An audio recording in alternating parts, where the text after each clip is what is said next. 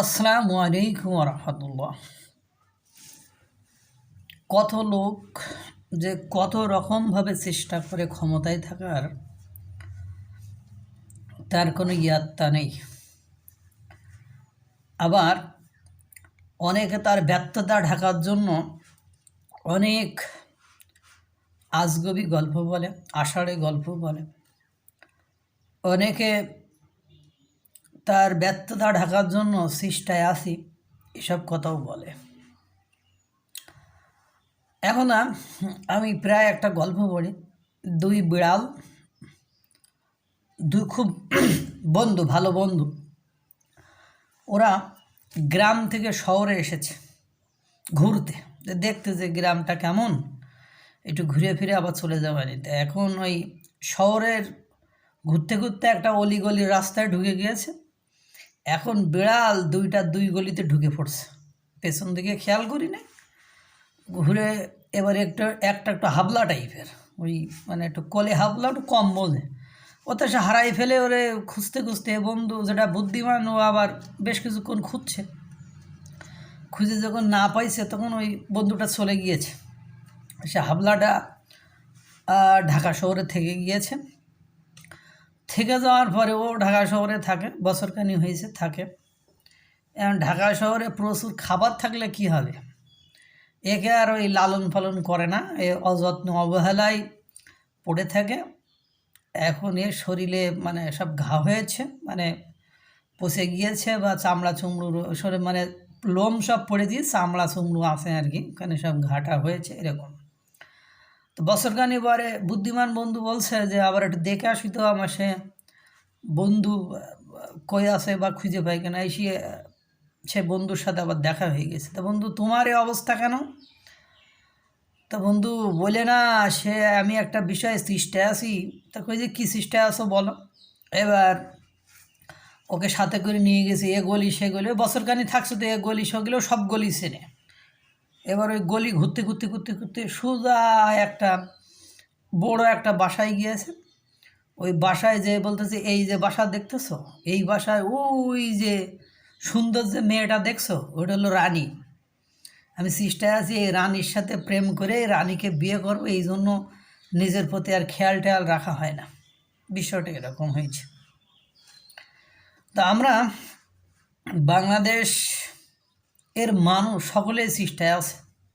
কী চেষ্টা? জনগণের কল্যাণ সাধন করা।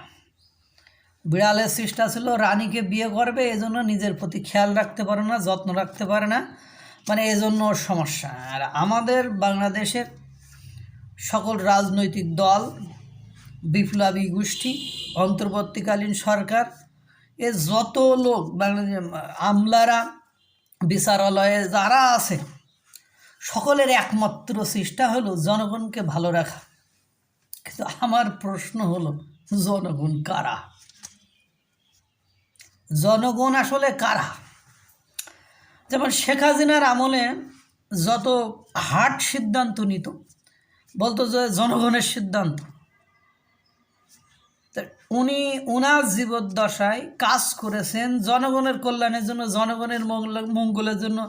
যত সিদ্ধান্ত নিয়েছে সেটা জনগণের সিদ্ধান্ত, মেনে নিয়েছি, কোনো সমস্যা নেই। তাহলে বিপ্লব হলো কেন? প্রশ্ন। তাহলে কেন বিপ্লব হলো? বিপ্লব তো নয়, গণ অভ্যুত্থান বা ষড়যন্ত্র বা যে তথ্যই যেমনি বলেন না কেন, জনগণের কাছে এটা গণ অভ্যুত্থান। এখন 4.5 মাস পরে এসে এটা বিপ্লব।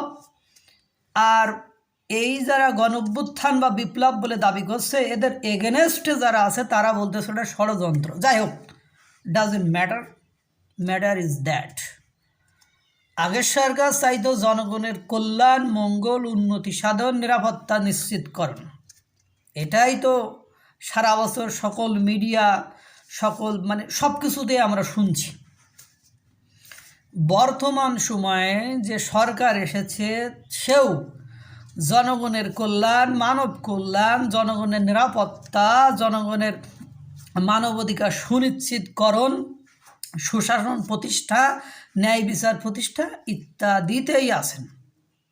ইনারও দিনরাত সমান করে কাজ করে যাচ্ছে অন্তর্বর্তী সরকার এবং তাদের সহযোগী যে সংগঠন বৈষম্য বিরোধী ছাত্র আন্দোলন, ছাত্র নাগরিক কমিটি যারা আছে, সকলেই আপ্রাণ চেষ্টা করে যাচ্ছে জনগণের কল্যাণ সাধন করতে। এটাই তাদের চেষ্টা, বিড়ালের মতো রানী বিয়ে করা চেষ্টা নয়, জনগণের মঙ্গল, কল্যাণ, উন্নতি, অগ্রগতি এগুলো সাধন করা এদের মূল লক্ষ্য এবং চেষ্টা।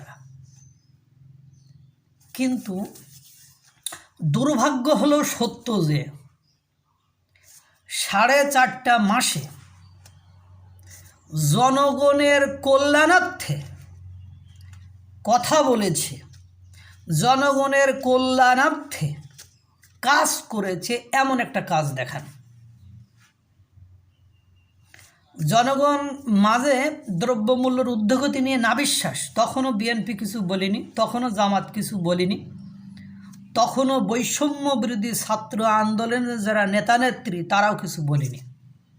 আর সরকার তো কী চেষ্টা করছে সেটা সরকারই জানে, যেহেতু সরকার সমাধান করতে পারি নাই, তার মানে হলো ওনার চেষ্টায় যথেষ্ট ঘাটতি ছিল।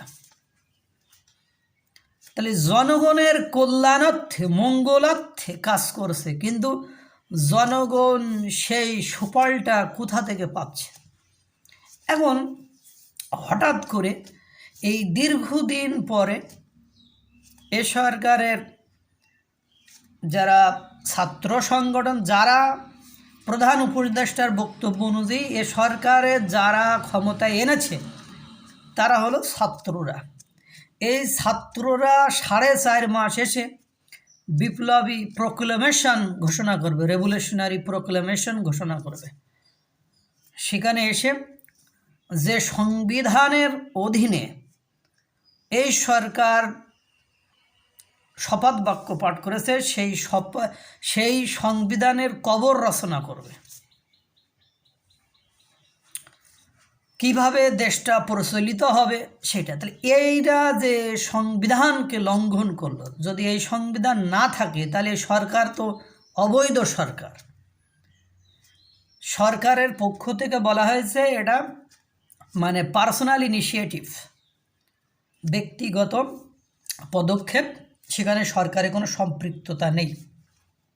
তাহলে কেন একটা সরকারেরই ক্ষমতা আছে তার সংবিধান নিয়ে কথা বলার, সেখানে একটা ছাত্র সমাজ এবং তার সাথে আপনার সরকারে থাকা 2-3 জন ব্যক্তি কিভাবে এরকম একটা ডিক্লারেশনের কথা বলে, প্রকাশ্যে বলে?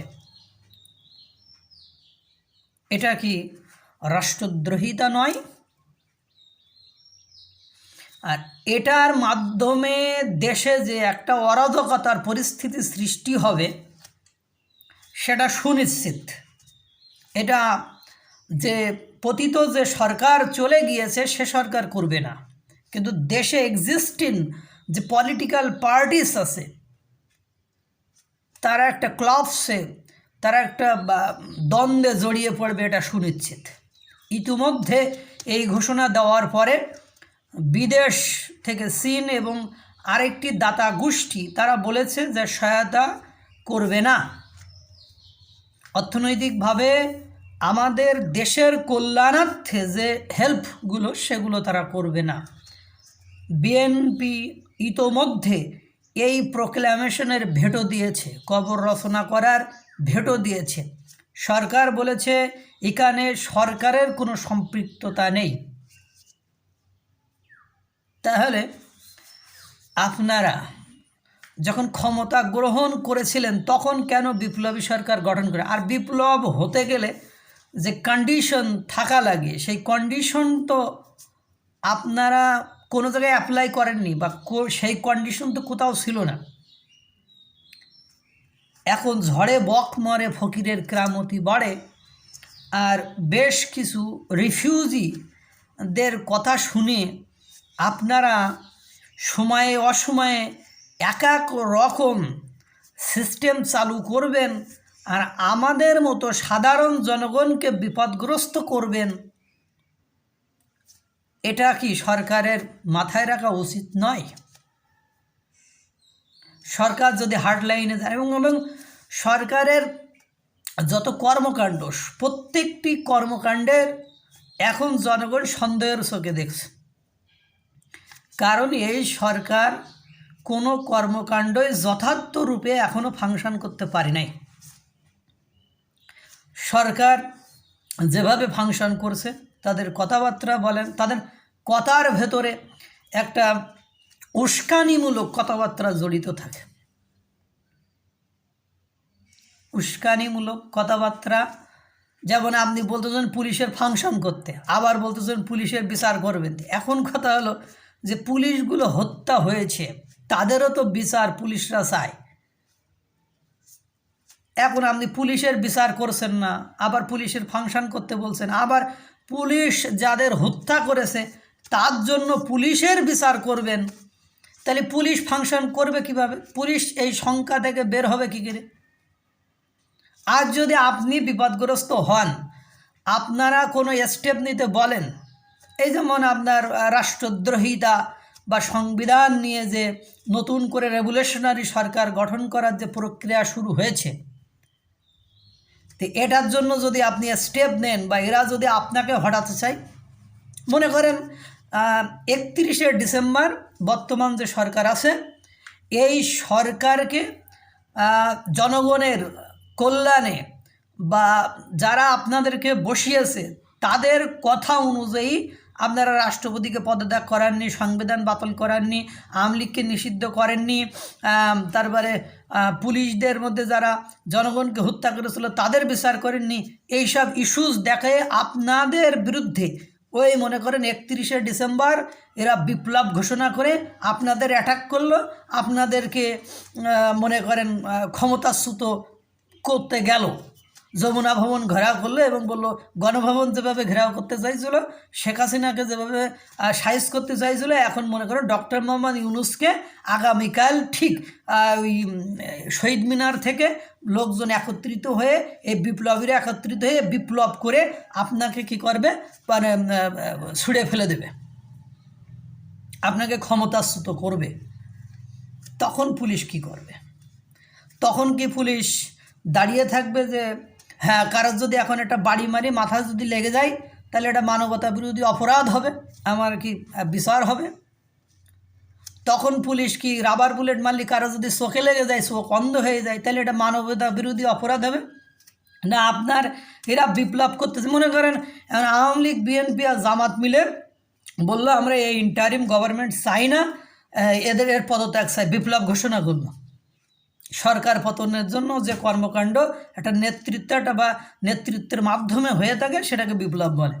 তখন কি আপনি চলে যাবেন? তো অনায়াসে চলে যাবেন। তখন আপনি কি করবেন? আপনার হাতে যে ক্ষমতা আছে সেই ক্ষমতাটা প্রয়োগ করবেন, অবশ্যই করবেন। তো তখন যদি কেউ মারা যায় তখন কি এটা মানবতা বিরোধী অপরাধ হবে? এবং সেই হত্যাটা, সেই মারাটা যদি পুলিশের হাতে যায় তখন ওই পুলিশের বিচার হবে। তো যেমন গার্মেন্টস শ্রমিকরা অ্যাটাক করেছিল, সেই সময় গার্মেন্টস শ্রমিকদের সাথে সংঘর্ষে যে গার্মেন্টস শ্রমিক মারা গেল, সেটাও কি মানবতা বিরোধী অপরাধ নয়?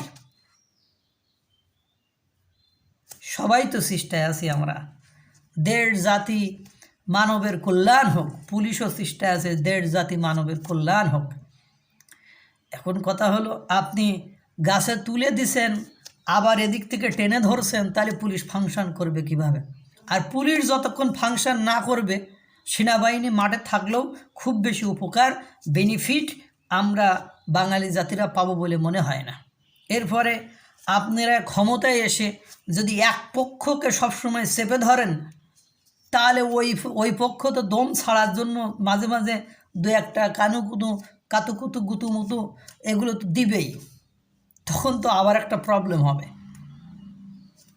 কথা হলো এখনও ভাবেন যে আমাকে যে ক্ষমতায় বসিয়েছে আমি তার মতো চলবো না, আমি আমার জায়গা থেকে একটা রাষ্ট্রের কল্যাণের জন্য যে যে পজিটিভ দিকগুলো করা যায় সেগুলো করব। এটা চেষ্টা করাই আমার মনে হয় উত্তম হবে। নইলে ওই বিড়ালের সিস্টার মতো হবে যে সিস্টায় আসি রানীকে বিয়ে করব। আল্লাহ তাআলা সকলকে ভালো রাখুক, সুস্থ রাখুক। আসসালামু আলাইকুম ওয়া রাহমাতুল্লাহ।